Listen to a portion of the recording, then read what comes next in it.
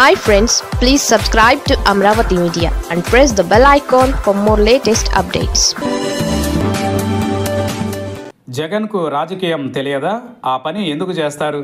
YCP అధినేత YS Jagan కీలక నిర్ణయం తీసుకోబోతున్నట్లు పెద్ద ఎత్తున ప్రచారం జరుగుతోంది. లిక్కర్ స్కామ్ కేసులో వరుసగా అరెస్టులు జరుగుతుండటంతో పాటు తనకు అత్యంత ఆప్తులైన వారిని జైల్లోకి పంపుతుండటంతో వైఎస్ జగన్ ముఖ్యమైన నిర్ణయం వైపుగా అడుగులు వేస్తున్నట్లు ప్రచారం జరుగుతోంది. ఇప్పటికే లిక్కర్ స్కామ్ కేసులో 12 మంది అరెస్ట్ అయ్యారు.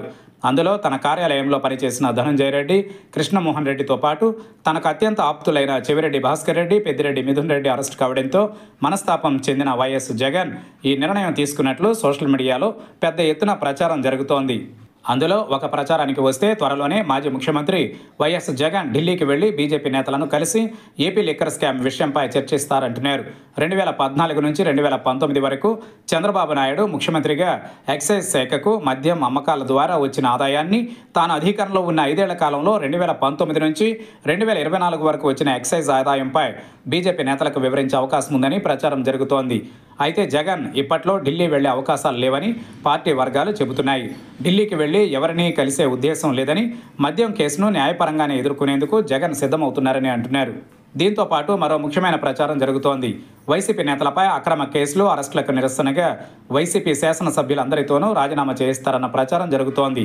తనతో పాటు గత ఎన్నికలలో గెలిచిన ఎమ్మెల్యేలందరి చేత రాజీనామా చేయించాలన్న నిర్ణయానికి వచ్చినట్లు సోషల్ మీడియాలో పెద్ద ఎత్తున కథనాలు వెలువడుతున్నాయి. అయితే గతంలో మాదిరిగా ఇప్పుడు రాజీనామాల అస్త్రాల ప్రయోగం జగన్ చేయరన్నది పార్టీ వర్గాల నుంచే వినిపిస్తున్న మాట.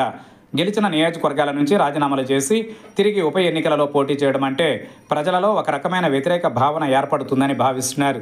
నాడు సెంటిమెంట్ కారణంగా రాజీనామాలు చేస్తే వర్కౌట్ అయ్యాయి.